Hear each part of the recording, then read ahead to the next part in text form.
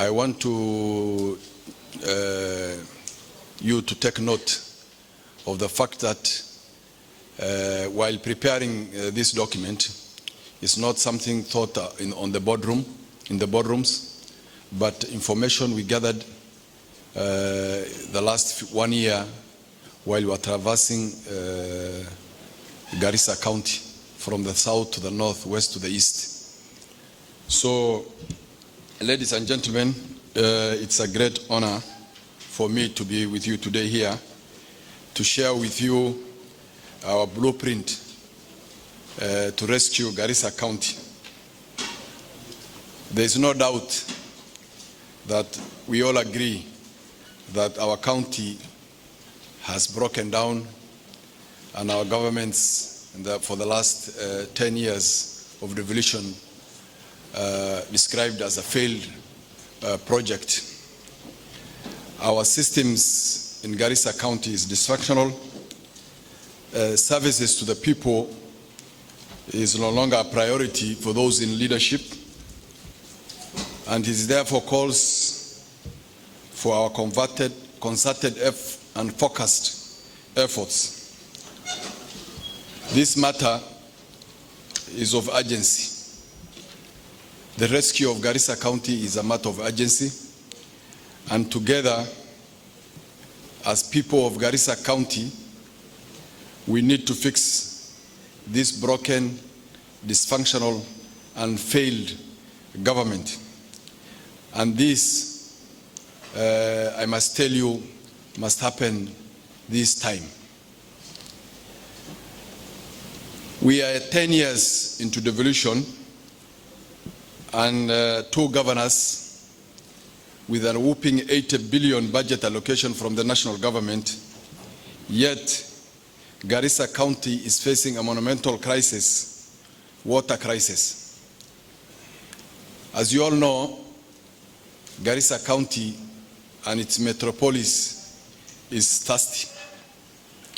The situation is so dire that our school-going children after school are pushing jerrycans along the roads to get water from the nearest point they can get, including from the rivers. The situation we are in as people of Garissa is a man-made crisis. This crisis we are in is man-made crisis, and this cost is a cost of mismanagement for the last few years of devolution and corruption. Now, while traversing Garissa County, unfortunately, we have had to listen to very sad stories our people are giving us, were telling us. Very sad, some of them. We had a situation in some of the villages of Garissa County where water was pumped from the Tana River by the Tana River County government in our county, to our county, to give water to their communities from the other side. And our people, our communities from Garissa County are buying that water for 20 shillings a jerrycan, or 20-liter jerrycan. And you can imagine how sad that story is. Water pumped from River Tana 3 kilometers by another county into our county for their community, and we are buying the same water from them for 20 shillings a jerrycan. While Tana River County budget allocation is almost half of what is allocated to Garissa County.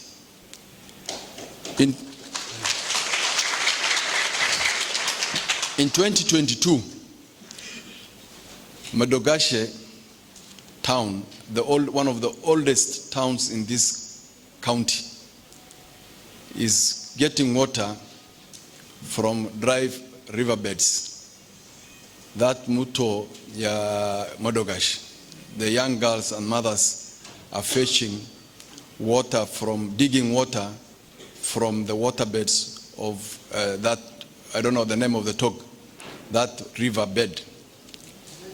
We have a situation, we had stories that made us cry by mothers in Hirbai town, Hirbai location, Hirbai village, that they have to trek 8 kilometers to the forest, into the forest, to the river, to get water from the river. And sometimes they have to contend with the fact that their girls are abused along the way while fetching water.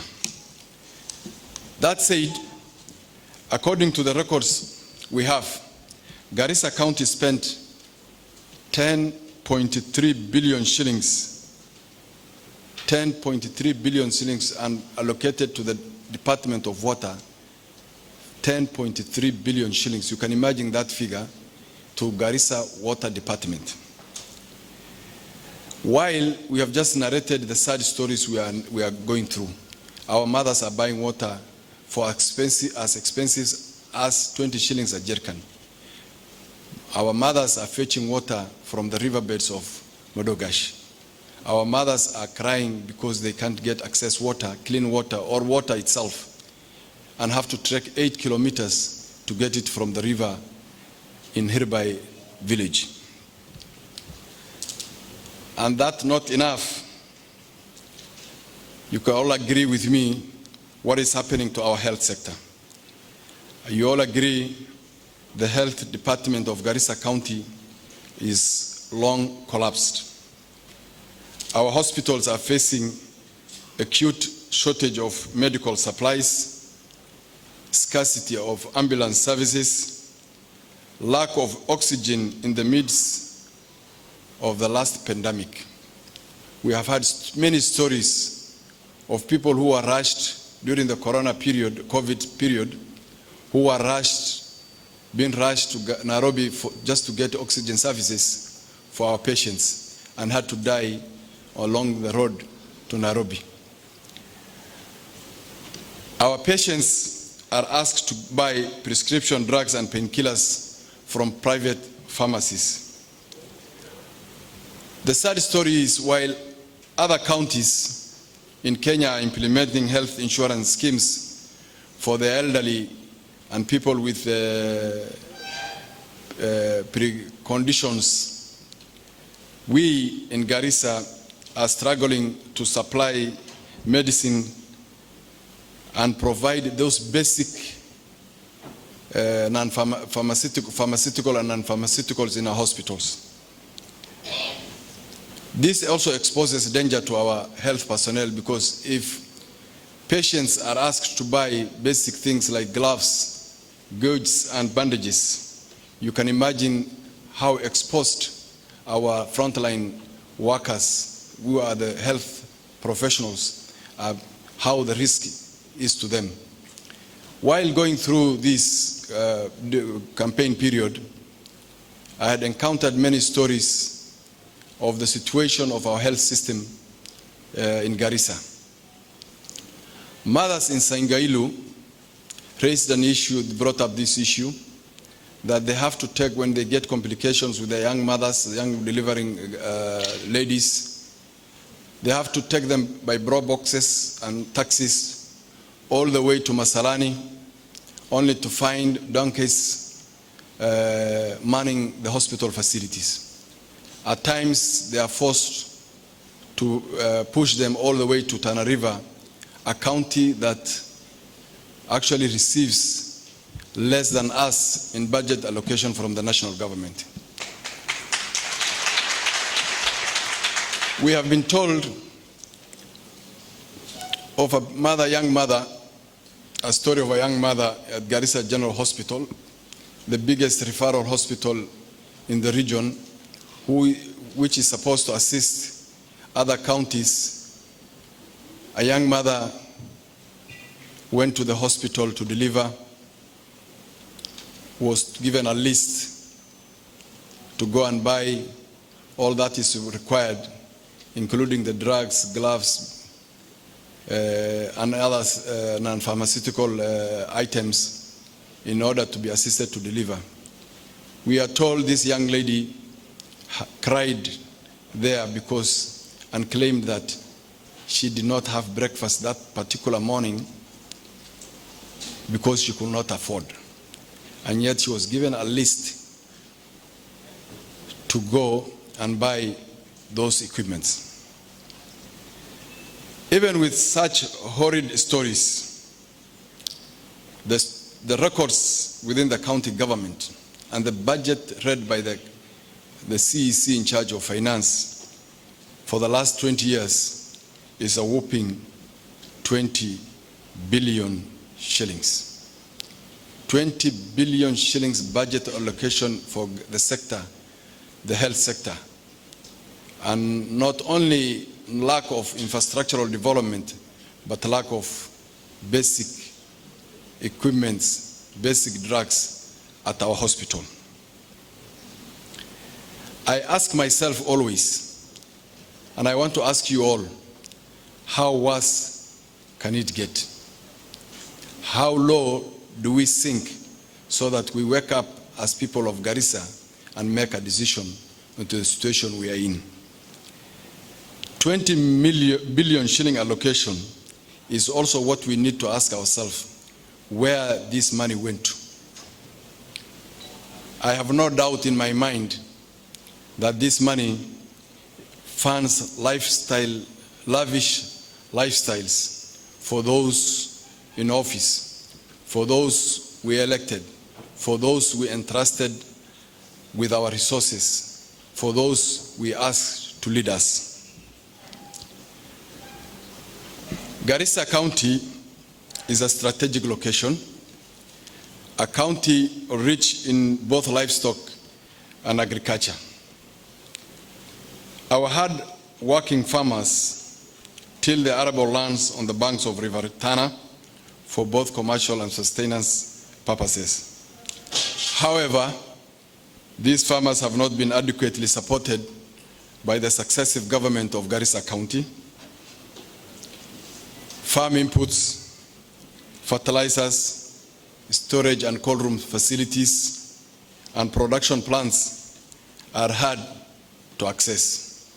You also know the situation of River Tana twice a year.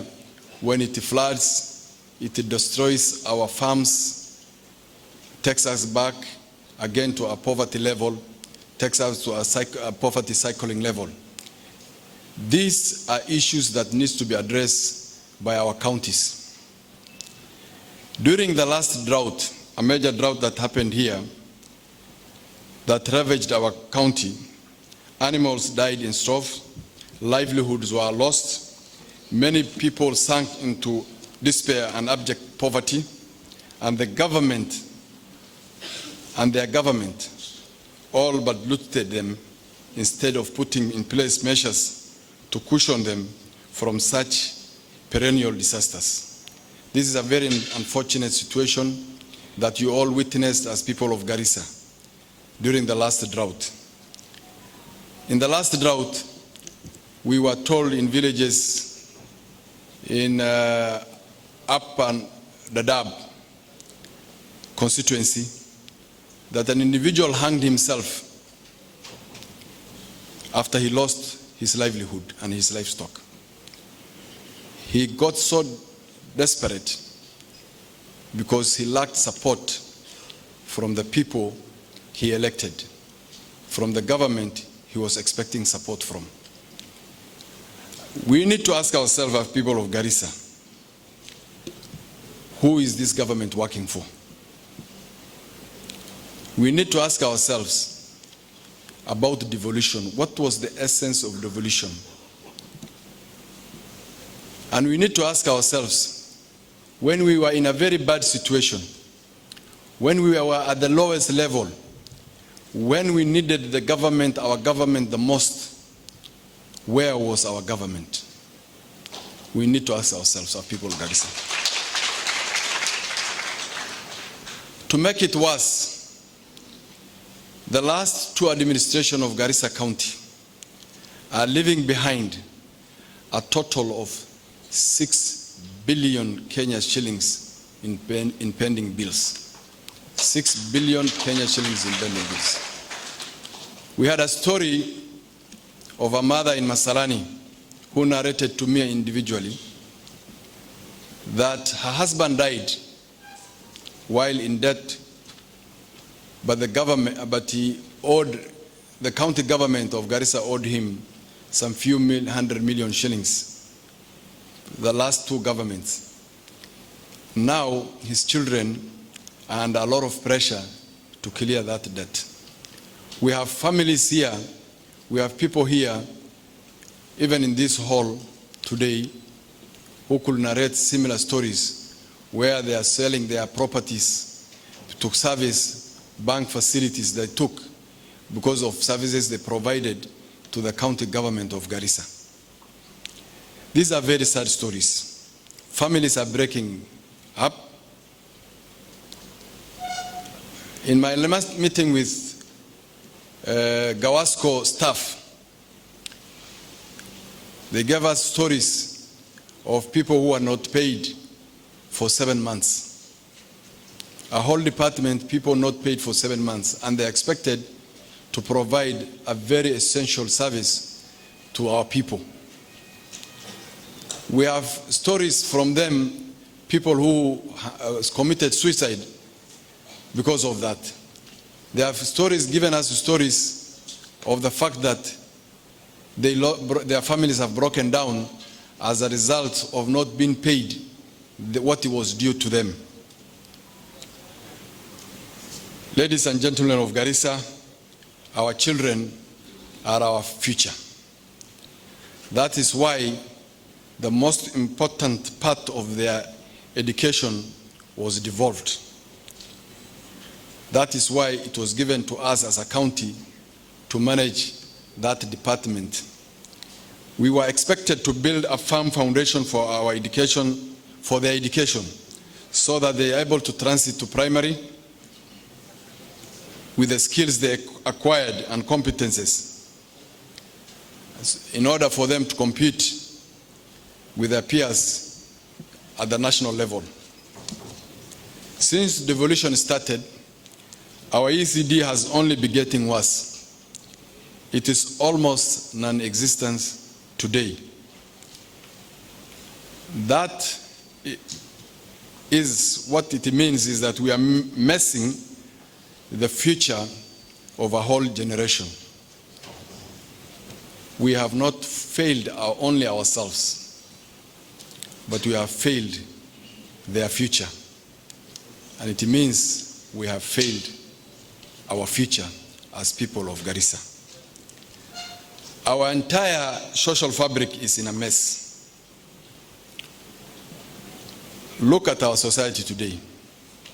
The rising cases of drug abuses among our young people, both young boys and girls, depression,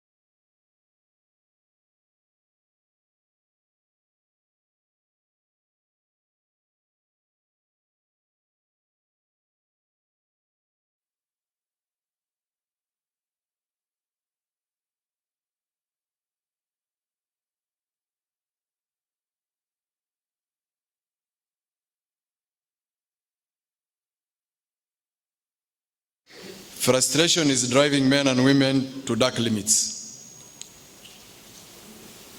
If we fix our system, we have fixed our society. The good news is we have an opportunity to fix this mess through the ballot, and it is now in August 2022. I believe with proper planning, sound financial management, need-based development, corruption-free procurement of services, and reduced wastage in operational and recurrent costs, we, the people of Garissa, could modernize and expand our health services. We could provide universal health insurance for our children, elderly, and people with pre-existing conditions. We could increase access to clean, reliable water supply in Garissa town and all the other sub-counties. We could improve our production in agriculture, create agro-businesses. We could also create job opportunities and business innovation for our young people. We could develop a modern, innovative learning institution for our children.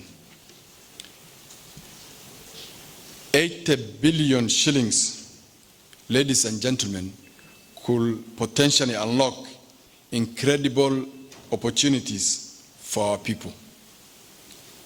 If only those at the top had less appetite for public funds and more to serve public interest. As I conclude, I have summarized our agenda for Garissa County, the agenda for Garissa County into 3 pillars. One, as you all know, and I've said before, we need to rebuild social trust. There is a disconnect between our leaders and those who elect us. There is mistrust between communities. There is mistrust between sub-communities. There is mistrust between sub-communities. There is mistrust between a brother against another brother. As a society, we cannot head that direction. We must build that trust between us. And to give you an example of what is happening there is the reason why you will see every sub-clan of Garissa County is seeking an elective position. Not because they want to provide a good leader, but the sub-clan must get something to represent the interest. Second pillar of my, if you look behind here, behind me, this is a house, and this is Garissa. Can you imagine this being Garissa? We need to build Garissa afresh. We need to reset devolution afresh. We have 3 pillars we want to do, how we want to do it. We want to lay a foundation for Garissa, and the pillars will be rebuilding social trust. The second one is enabling, providing essential services. And the third one is putting in place economic enablers. I have talked about the pillar of rebuilding social trust. For us to achieve and provide essential services, we must get it right. We must rebuild, reset devolution. How do we do that? My plan, or our plan, is to devolve devolution from the governor's house to government offices. We must devolve devolution to the lowest level as envisaged by the Constitution. We must have village administrators. We will have village committees who will be sitting every month to talk about the issues of the village. Then we come up to the ward administrators' offices, where the villagers and the village administrators or village committees will be discussing the issue of the ward every 3 months. Then they come up to the sub-county administrative offices. We are going to remove devolution from Garissa, from the governor's house to the sub-county level. At the sub-county level, the sub-county administrator will be in charge of government programs at the sub-county level and down to the villages. The sub-county administrator will be facilitated and equipped with all the 10 departments that are devolved at the sub-county level, so that the services reaches down to the people. The foundation of this house is to do what? To employ competent workforce. The situation today that we have, Garissa, we have a workforce that is not working. We have a workforce that is earning salary but are not working. And if you look at it, that is a future we are destroying as people of Garissa County. What we learn in colleges and universities is basically theories. Where our young people learn the job is through office work, through skills building, through colleges. Therefore, as a county government, our intention is to equip, train, harmonize, and deploy our workforce down to the sub-county and to the ward levels so that they can provide services to the people.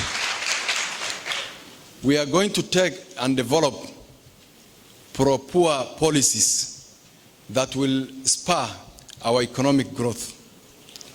The bottom-up economic program is what we are going to use so that we lift up the very young, the very poor, and the very young people who are at the lowest level of our society and bring them up so that they can be able to live a decent life. What we lack in Garissa County is adherence to the Constitution. We have reduced our leadership to an individual, our government to the governor. Therefore, our plan is to ensure that we follow the laws as laid down by the Constitution. We must get value for the money that is sent to Garissa County by the national government. Ladies and gentlemen, I'm committing myself to lead the way to a prosperous Garissa. I appeal to you to join me in this journey. I believe we can make it great and realize the full potential we have as people of Garissa. We, the people of Garissa, must stand up together against these failed regimes. Our future depends on our ability to make informed decisions. We must work together to face the challenge and bring about a change that we can trust. And as I said before, this is the moment. This is the moment to restore public trust in our leadership. I now conclude my speech. I've said that the program of taking us through what we plan to do as a team, as Garissa County team, I will leave to the experts to address specific sectors. I have told you before, when developing this plan, it was not an individual effort. It was an effort by many people. And the information and the gaps and the way forward was given by the people of Garissa. My role as a leader will be to facilitate that we achieve the best for Garissa. Assalamu alaikum wa rahmatullahi wa barakatuh.